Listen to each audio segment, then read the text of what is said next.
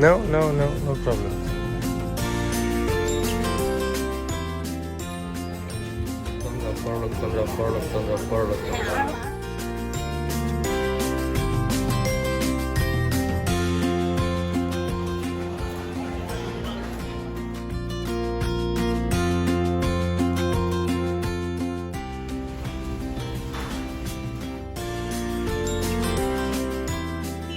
আসবেন তারা মাস্ট একবার হইলেও থাকবেন।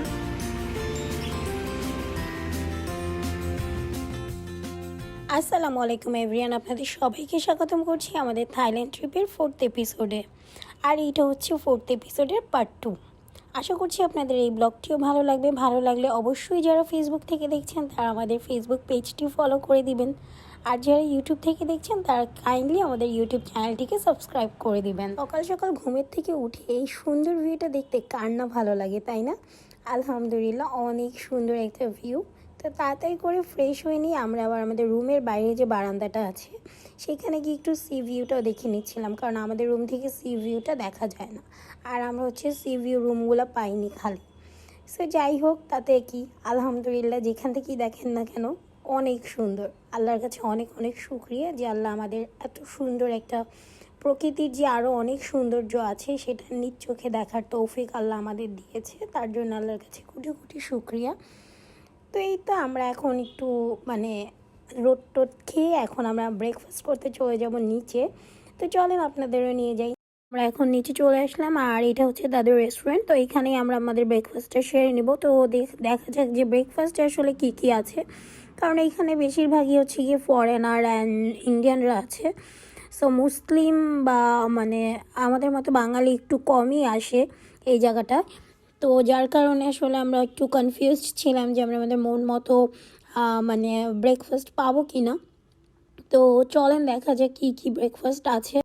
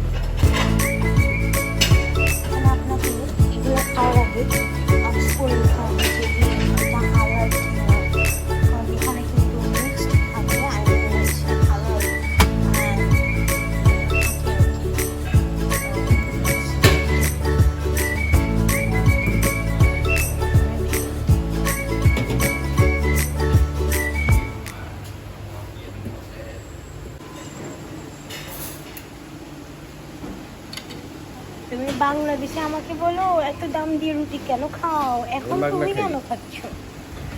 আচ্ছা আমাকে নিতে দাও। তো এখানে বাঙালিদের জন্য খুব একটা ব্রেকফাস্টের আইটেম নাই, লাইক অনলি হচ্ছে গিয়ে আপনি চাউমিনটা নিতে পারছেন, অ্যান্ড দেন হচ্ছে ফ্রাইড রাইস নিতে পারছেন, অ্যান্ড ফ্রুটস অ্যান্ড যেগুলো আর কি থাকে।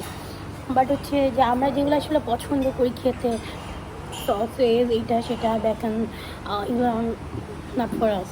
এই আর কি, এর জন্য একটু স্যাড হয়ে গেলাম যে ব্রেকফাস্টটা খুব একটা জমে নাই। তো 7-Eleven হচ্ছে আমাদের জন্য বেস্ট অপশন। তো যেটাই খান আর কি, ব্রেকফাস্ট, ডিনার, লাঞ্চ, এভরিথিং। তো এই আর কি। আর এই যে দেখেন আমার এই নেলস, আমি কিন্তু এটা স্টিকার দিয়ে লাগাইছি, বাট স্টিল এটা আছে। তো যাক ভালোই হয়েছে, মনে হচ্ছে যে এক্সটেনশন করাইছি। এখানেও এক্সটেনশনের এত প্রাইস, আমি ভাবছিলাম যে এখান থেকে একটু করাবো, বাট হচ্ছে যে না, অনেক বেশি প্রাইস, কি বলবো আর। তারপর গন্ধটা আসতেছে বেশি।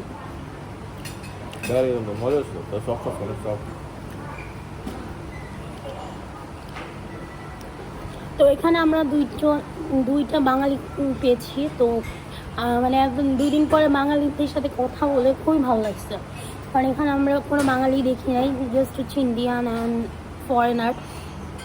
সো বাঙালি আমাদের দেশের মানুষ দেখে ভালোই লাগছে।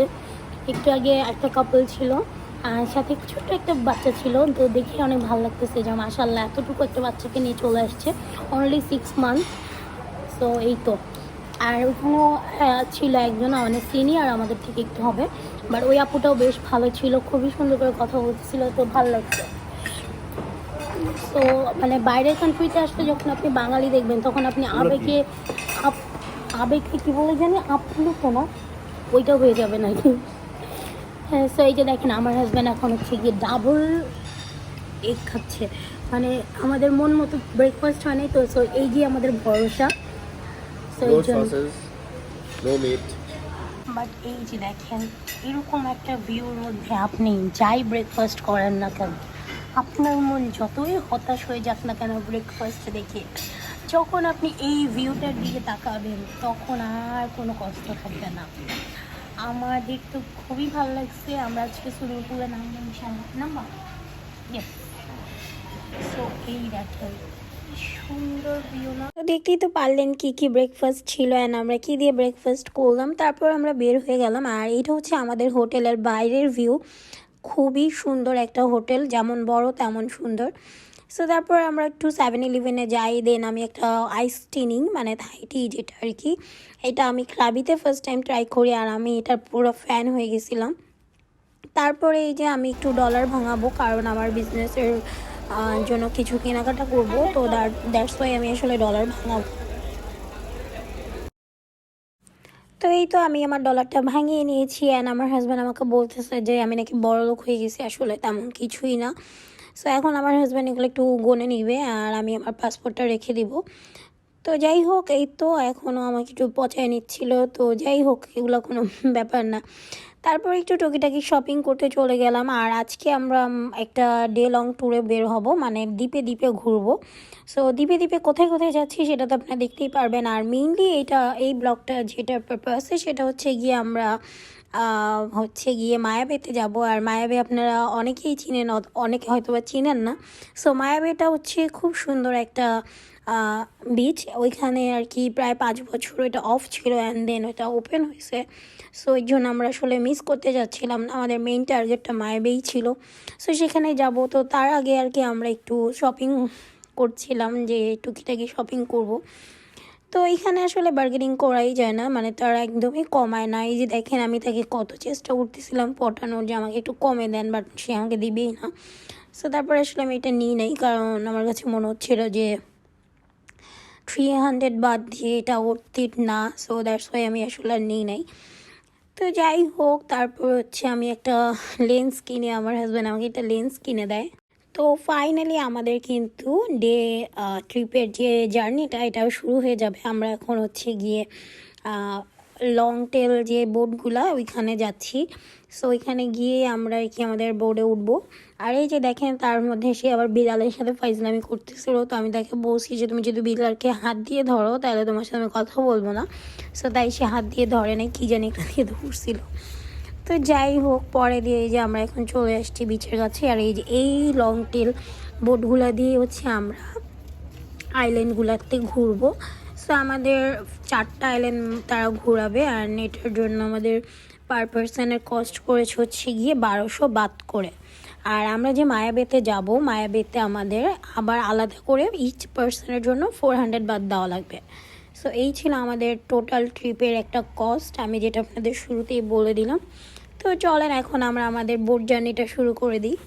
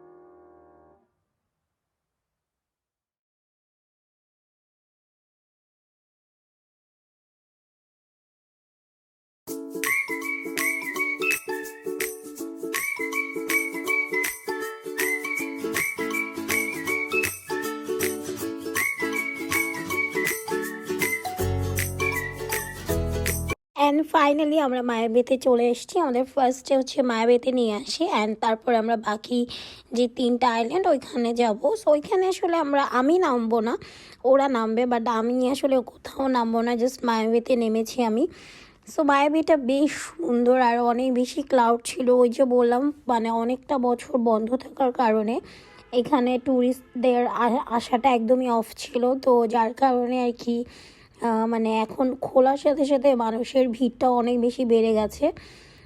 সো এরকম আসলে হওয়া উচিত যে মানে ওয়েদার অ্যান্ড মানে প্রকৃতির যে সৌন্দর্যটা ওইটা নষ্ট হয়ে যাওয়ার কারণেই কিন্তু 5 বছর মায়াবী অফ ছিল। তো তারা 5 বছর অফ রেখে দেন মায়াবীর যে সৌন্দর্যটা সেটাকে আবার ফিরিয়ে আনছে। সো আসলে এইভাবে করলে কিন্তু আমাদের যে সৌন্দর্যটা, প্রাকৃতিক যে সৌন্দর্যটা, এটা কিন্তু সব সময় থাকে।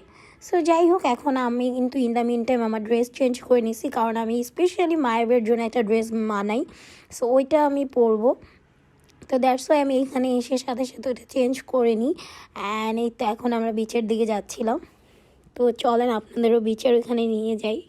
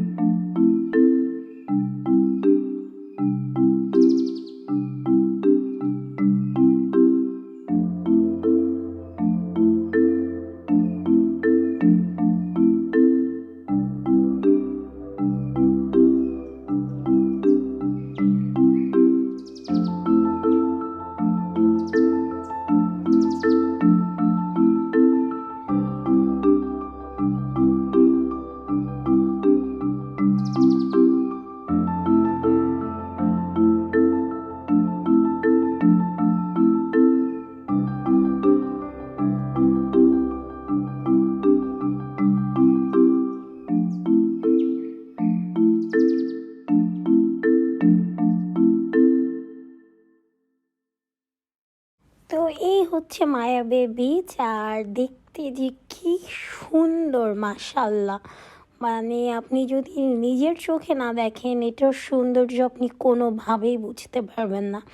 সো আল্লাহর কাছে অনেক অনেক শুক্রিয়া যে আল্লাহ আমাদেরকে এই সৌন্দর্য দেখার তৌফিকটা দিয়েছেন।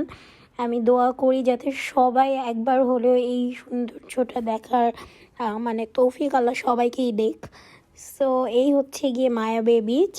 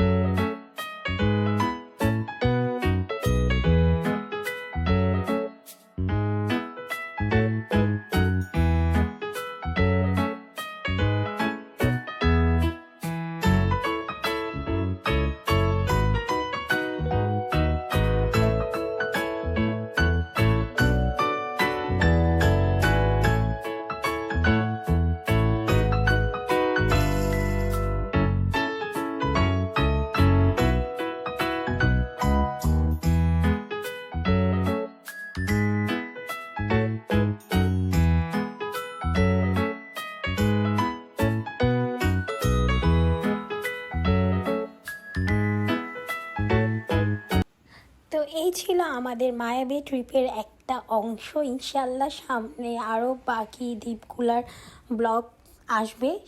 সেই জন্য আপনাদের কি করতে হবে বলেন তো? আমাদের পেজটা ফলো করতে হবে আর আমাদের ইউটিউব চ্যানেলটিকে সাবস্ক্রাইব করতে হবে। তো আজকে এই পর্যন্তই। সবাই ভালো থাকবেন, আমাদের জন্য দোয়া করবেন। ও আরেকটা কথা, যাদের পানিতে ভয় আছে তারা কাইন্ডলি এই ট্রিপটাতে যাবেন না। কারণ হচ্ছে আমারও কিন্তু শুরুতে অনেক ভয় লাগছিল, বাট পরবর্তীতে আমার হাজব্যান্ড যত টেকনিক আছে ভয় কাটানোর সবগুলো আমার উপরে অ্যাপ্লাই করে। অ্যান্ড আলহামদুলিল্লাহ যখন আমরা অন্যান্য দ্বীপে যাচ্ছিলাম তখন আমার সম্পূর্ণ ভয়টা কেটে যায়। বাট অনেকেরই কিন্তু ভয়টা কাটে না অ্যান্ড তারা সাডেনলি অনেক সিক হয়ে যায়। সো আমি সবাইকে সাজেস্ট করবো যে এরকম জার্নিটা না করতে যদি আপনারা পানি ভয় পান।